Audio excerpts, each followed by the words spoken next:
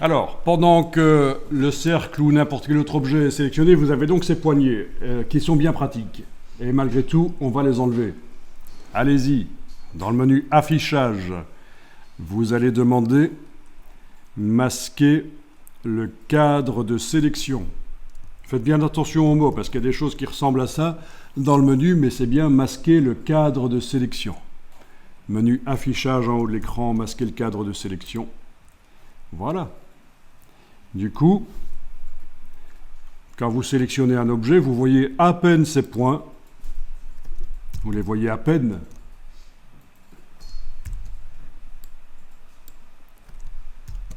Et vous ne voyez pas les poignées pour le transformer, pour l'agrandir, etc. Eh bien, c'est simple. Voilà. On s'est débarrassé de ces cadres qui apparaissent chaque fois quand on active des objets, parce que c'est plutôt ennuyeux. Et si vous en avez besoin, il suffira d'activer cet outil-ci. Transformation manuelle.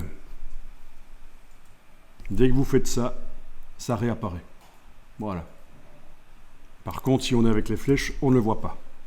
Et c'est pas plus mal. Franchement, ça va aider pour la suite de ne pas avoir en permanence ces poignées.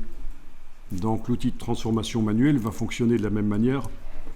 Alt, Shift, c'est la même chose.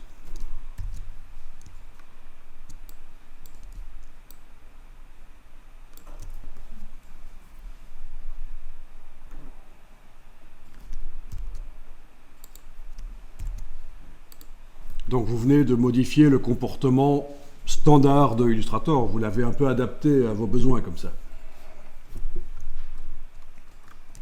Alors on va enregistrer ce document ici. Enregistrer sous. On va l'enregistrer sous le nom intro-02.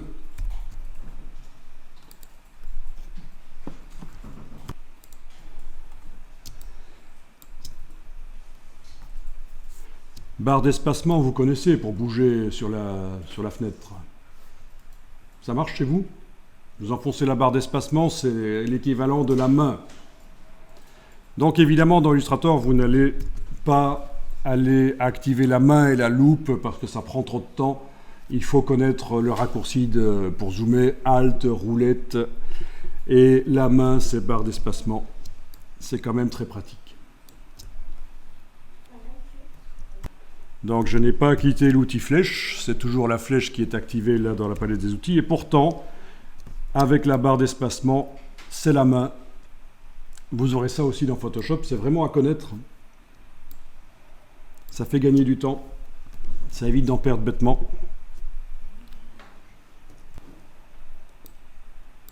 Bien, alors, je vais vous demander d'enregistrer maintenant le document sous un nouveau nom. Oui, donc je reviens un peu là-dessus, barre d'espacement, oui, Alt, roulette, oui. Et quelque chose qui est évidemment aussi très intéressant, c'est ceci. Que vous soyez dans InDesign, Illustrator, Photoshop, c'est le double clic sur la main dans la palette des outils. Quand vous êtes perdu, ça vous remet le document le plus grand possible sur l'écran.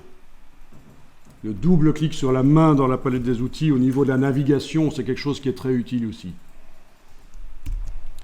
Bien, et donc j'étais en train de dire que je vais vous demander d'enregistrer le document sous un nouveau nom. Allez-y, enregistrer sous. Et là, on va le renommer. Donc on va passer à un sujet suivant. Je vais l'appeler encoche-01.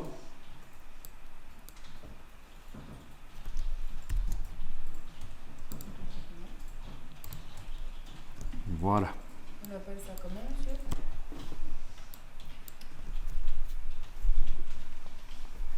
Bien, vous allez pouvoir supprimer les formes qui sont là sur la page, parce qu'en fait, ça vient du document précédent qui portait l'autre nom.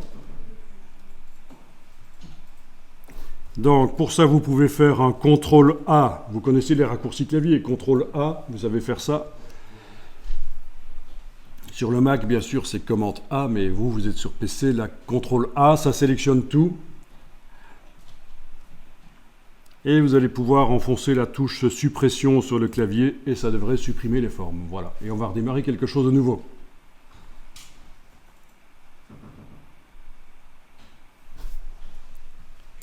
Alors, vous allez prendre l'outil rectangle.